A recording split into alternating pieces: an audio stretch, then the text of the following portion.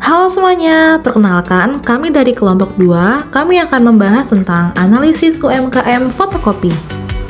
Oke, selanjutnya, sebelum kita memulai materi kita, izinkan kami memperkenalkan kelompok kami. Yang pertama ada Afiatul Hasanah, ada Anya Wulandari, ada Ahmad Abiduri, ada Imelda Putri, dan yang terakhir ada Muhammad Syahri. Oke, selanjutnya ini adalah pembahasan kita. Yang pertama ada pengertian studi kelayakan bisnis, yang kedua ada tujuan dan komponen studi kelayakan bisnis, yang ketiga ada faktor yang mempengaruhi persaingan, yang keempat ada faktor penghambat masuknya pendatang baru, dan yang terakhir ada ancaman usaha fotokopi. Apa yang dimaksud dengan studi kelayakan bisnis?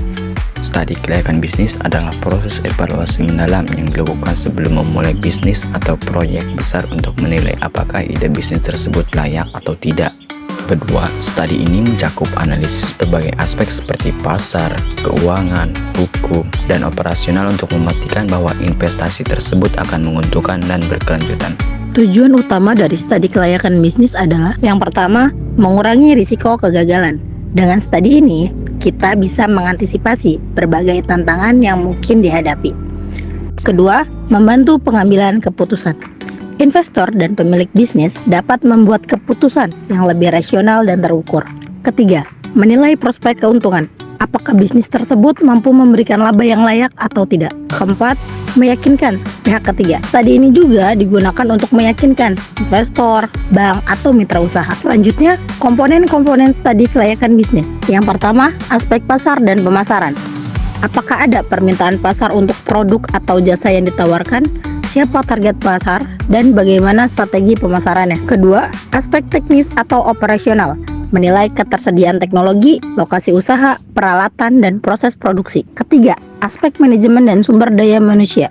Apakah tim pengelola bisnis memiliki kemampuan dan pengalaman yang cukup? Keempat, aspek hukum dan perizinan.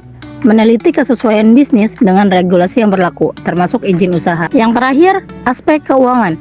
Menganalisis kebutuhan modal, proyeksi laba, arus kas, dan waktu balik modal atau payback period. Persaingan dalam usaha fotokopi dipengaruhi oleh berbagai faktor yang saling berkaitan. Berikut ini adalah faktor yang mempengaruhi persaingan usaha fotokopi. Pertama, lokasi usaha sangat menentukan tingkat persaingan yang dihadapi. Jika usaha berada cukup jauh dari pesaing, maka persaingan akan cenderung lebih longgar, sehingga pemilik usaha dapat menjalankan bisnisnya dengan lebih nyaman. Kedua, harga disesuaikan dengan pasar dan pesaing sekitar dengan selisih kecil agar tetap kompetitif dan diterima pelanggan. Yang ketiga, kelengkapan layanan.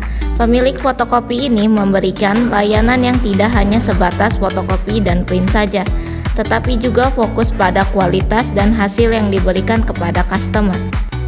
Yang keempat, kualitas peralatan dan kelengkapan. Peralatan dan bahan yang dipilih serta dipakai oleh pemilik fotokopi ini yaitu berjenis standar tetapi tetap menggunakan tinta yang asli untuk mempertahankan kualitas. Yang kelima, pekerja.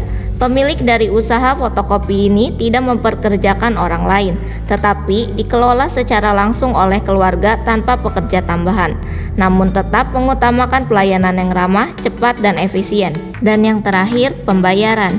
Pemilik fotokopi ini masih menggunakan metode tunai dan transfer bank, karena sistem ini masih efektif dan diterima pelanggan. Masuk ke usaha fotokopi tampak sederhana, namun terdapat banyak tantangan yang harus dihadapi, khususnya bagi pendatang baru. Pertama, modal awal cukup besar, sekitar 80 juta atau lebih untuk membeli mesin fotokopi, printer, perlengkapan, dan stok kertas. Ini jadi kendala bagi yang belum memiliki dukungan pembiayaan yang kuat. Kedua, lokasi strategis sangat menentukan. Tempat yang ramai biasanya sudah dikuasai pemain lama, sehingga pendatang baru harus jeli mencari lokasi potensial yang belum terjamah pesaing. Ketiga, persaingan harga sangat ketat. Selisih harga hanya Rp1.000 hingga Rp2.000 antar usaha. Pendatang baru harus bisa bersaing tanpa mengorbankan kualitas dan keuntungan. Keempat, biaya perawatan alat juga tidak sedikit. Mesin fotokopi dan printer memerlukan perawatan rutin, tinta asli, dan spare part yang bisa menguras dana jika tak dipersiapkan. Kelima, membangun reputasi sangat penting. Usaha lama sudah mempunyai pelanggan setia, sedangkan pendatang baru harus membuktikan diri lewat kualitas cetak, kecepatan pelayanan, dan sikap ramah. Berikut adalah ancaman usaha fotokopi. Digitalisasi. Digitalisasi di masa depan mungkin saja sangat diandalkan, tapi bukan berarti tidak ada yang menggunakan fotokopi secara fisik. Walaupun digitalisasi kemungkinan akan mendominasi, tapi para usaha fotokopi terus mengimbangi antara fisik dan digitalisasi. Pelanggan memiliki printer pribadi. Biasanya, konsumen yang memiliki perlengkapan pribadi di rumahnya akan datang kembali ke sini dikarenakan perlengkapan yang ia punya sudah mengalami kerusakan atau kehabisan barang yang dibutuhkan. Persaingan yang sangat ketat. Menurut keterangan pemilik fotokopi, ia tidak memiliki strategi khusus, tetapi menurutnya, sesama fotokopi saling mendukung dan yang paling terpenting mengutamakan kualitas supaya konsumen tetap setia kepada kita. Biaya operasional yang sangat tinggi. Tentunya, biaya operasional yang sangat tinggi ini sangat berpengaruh kepada keuntungan yang didapatkan.